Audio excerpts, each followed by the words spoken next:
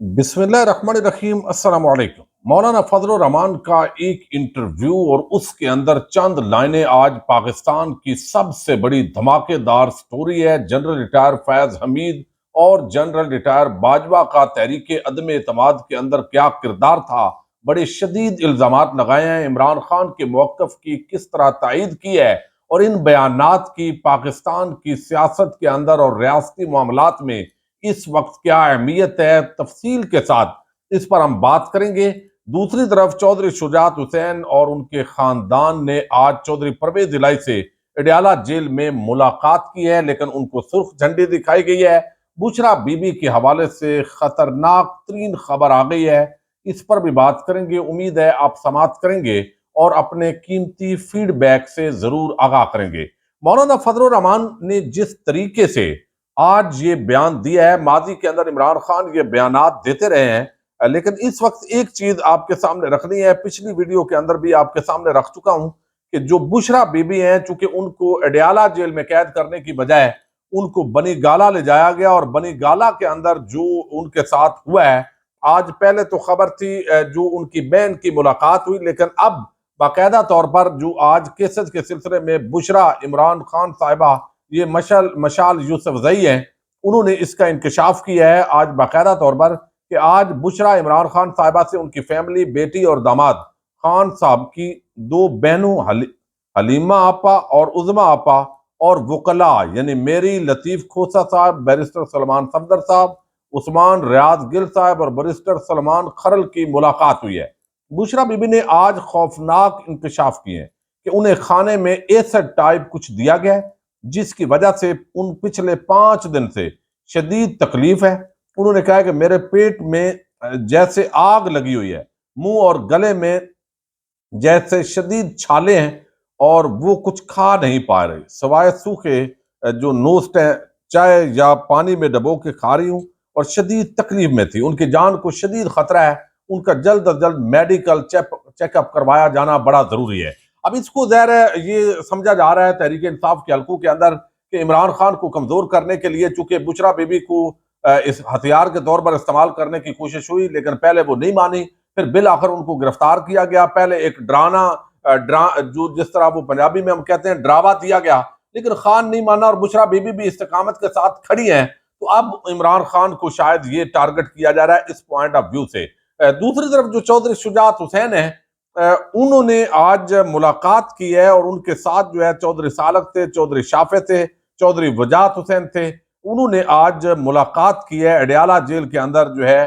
वो इमरान खान साहब से, और ये जो मुलाकात है ये कॉन्फ्रेंस रूम के अंदर ये मुलाकात करवाई गई और 2 घंटे 40 मिनट तक ये मुलाकात जारी रही है। तो मौना सिराई ने इस मुलाकात पर सवाल उठाया है कि ये वोट चोर, ये डकैत जो है वो उधर क्या मिलने के लिए गए हैं। अब ये इनको यहाँ पे क्यों मिलने गए हैं मेरे जो डैडी हैं उनसे, और बाकियों को मुलाकात नहीं मिलती, हफ्ते के अंदर जो है पूरी कोशिश करते हैं तो भी मुलाकात की इजाजत नहीं होती। तो इनको ये मुलाकातों की इजाजत कैसे हो जाती है? यानी जो परवेज इलाही का प्रॉपर खानदान है उनको नहीं मिलने दिया जाता, इनको मिलने दिया जाता है, और कोई इन कहाँ से इजाजत लेते हैं, मंजूरी होती है, लेकिन वो तायात चूंकि सरकारी है तो इस वजह से उनको मुलाकात की इजाजत जो है वो मिली है। बहरहाल वो कहते हैं कि खानदानी मामलात पर डिस्कशन हुई है, कुछ जायदाद के मामलात भी हैं उन पर भी दैर गुफ्तगू हुई है। ये सारी चीजें जो है वो अपनी जगह हैं, लेकिन आज की सबसे जो बड़ी एक्सक्लूसिव स्टोरी जिसने सबको न सिर्फ हैरान किया है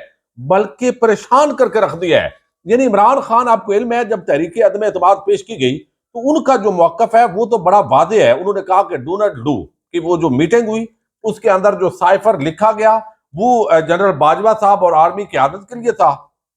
और हमने भी वो देख लिया। तहरीक अदम एतमाद पेश होने से पहले कहा गया कि पेश होगी और इसको कामयाब करना है, और जब पेश हो चुकी, बल्कि वोटिंग जो है वो दूसरे दिन पेश हुई, जब वो चिट्ठी आई तो उसके बाद उन्होंने बताया कि मेरे खिलाफ जो दरअसल ये सारा प्लान था वो उसका इल्जाम जनरल बाजवा पर लगाते हैं, और आगे जो कठपुतली के तौर पर इस्तेमाल हुए वो मौलाना फजल रहमान, ये सारी जमातें, नून लीग, पीपल्स पार्टी, फिर जिस अंदाज के अंदर उनको इख्तदार से बाहर किया गया, रात को अदालतें खुली तो पूरा एक पेज जो है इसके अंदर सीक्वेंस नजर आता है, क्योंकि आइन का तो कोई मामला नहीं था उस वक्त। जितनी जजेस को आइन की तकलीफ थी रात 12 बजे, تو یہاں پر آئین ٹوٹ گیا، انتخابات وقت پر نہیں ہوئے، تو وہ ججز کے پیٹ میں مروڑ نہیں اٹھے، ان کو وہ تکلیف نہیں ہوئی جو اس وقت انہوں نے فیل کی، اور اسلام آباد ہائی کورٹ کھل گئی،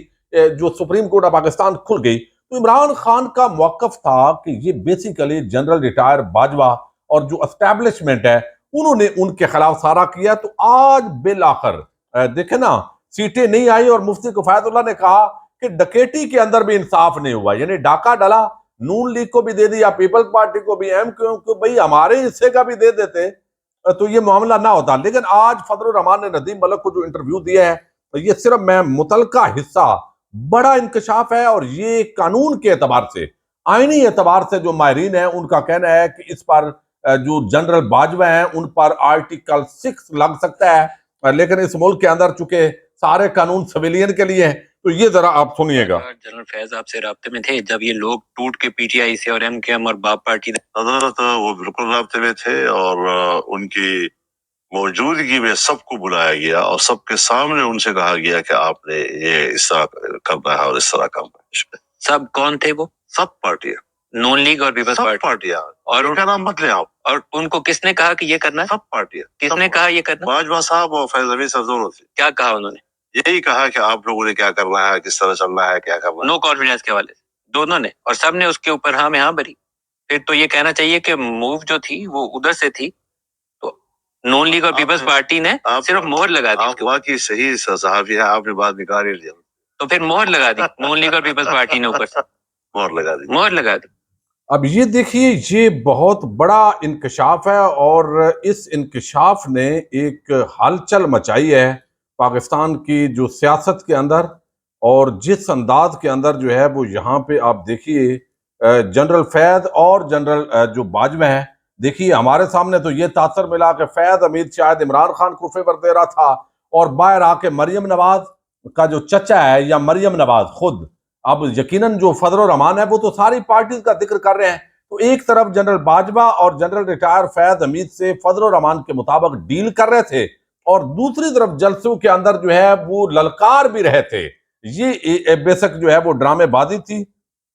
اور یہ معاملہ جو ہے وہ کہتے ہیں کہ سب جماعتوں کو بلایا اور بتایا کہ تحریک عدم اعتماد پر کیا کرنا ہے، کس طرح چلنا ہے، یہ پوری ترتیب بھی وہ کہتے ہیں جنرل باجوہ اور جنرل فیض حمید نے بتائی، اور نون لیگ اور پیپلز پارٹی نے مور لگا دی۔ میں انکار کرتا تو کہا جاتا کہ عمران خان کو بچا رہا ہے۔ یہ دیکھیے، یہ اس وقت کا پی ڈی ایم کا سربراہ، پی ڈی ایم کا، پاکستان ڈیموکریٹک پارٹی کا جو سربراہ ہے، وہ آج عمران خان کے اس موقف کی تائید کر رہا ہے جو کہہ رہا تھا کہ جناب یہ میرے خلاف ایک عالمی سازش ہے، اور اس عالمی امریکی جو پلان تھا، جو سازش تھی، اور آپ پوری قوم کو بعد میں سازش اور مداخلت کے اندر ڈال دیا، اور یہاں پر جو امریکی وہ سارا معاملہ تھا، اور عمران خان ایبسلوٹلی ناٹ، اڈے نہ دینے کا معاملہ، اسرائیل کو نہ تسلیم کرنا، بھارت کی آنکھوں میں آنکھیں، مودی کی آنکھوں میں آنکھیں ڈال کر بات کرنا، یہ سارے جو کام کیے جا رہے تھے، اب ظاہر ہے اسی سے معاملہ تھا۔ خارجہ امور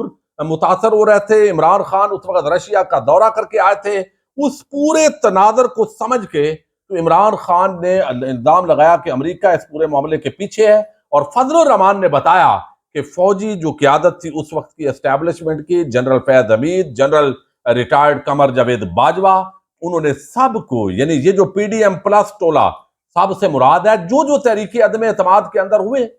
یا ان میں سے دو چار گرو گرنتھ جو بڑے تھے، اس میں زرداری ہو سکتا ہے، اس میں مریم اور شہباز ہو سکتے ہیں، کیونکہ نواز شریف بھی آن بورڈ تھا لندن کے اندر، تو اس کے ساتھ بھی ملاقاتوں کی خبریں آ رہی تھی، اور یہاں سندھ ہاؤس کے اندر، اور پھر سفارتکاروں کی ملاقاتیں، اور یہ جو پورا سین کریٹ ہوا ہے، یہ فضل الرحمان کا اتنا بڑا اعتراف ہے کہ آئینی اور قانونی اعتبار سے ایک منتخب شدہ حکومت کو جس انداز کے اندر ایک سازش کے ذریعے جو ہے وہ تبدیل کیا گیا، اور مورے کے طور پر یہ سیاسی جماعتیں جو ہے وہ استعمال ہوئی، جو جمہوریت کا نام لیتی ہیں، جو آئین کا نام لیتی ہیں، جو لوگوں کے سامنے انسانی حقوق کا ڈنڈورا پیٹتی ہیں، اور یہ ان کو جیسے بھی ڈرایا گیا، بہرحال یہ عام مورے کے طور پر استعمال ہوئے۔ اور اب ان میں سے جو سب سے بڑا سرغنہ تھا وہ فضل الرحمان صاحب، جن کو پی ڈی ایم کا سربراہ بنایا گیا، اس کا یہ اعتراف بیسیکلی اعتراف جرم بھی ہے، اور تمام سیاسی جماعتوں کے خلاف اور اس وقت کی ملٹری جو لیڈرشپ ہے ان کے خلاف ایک بہت بڑا اعتراف ہے. اور جلسوں کے اندر یہ منافقانہ انداز کے ساتھ ایک طرف بھیک کے اندر تحریک عدم اعتماد کے ذریعے حکومت لینا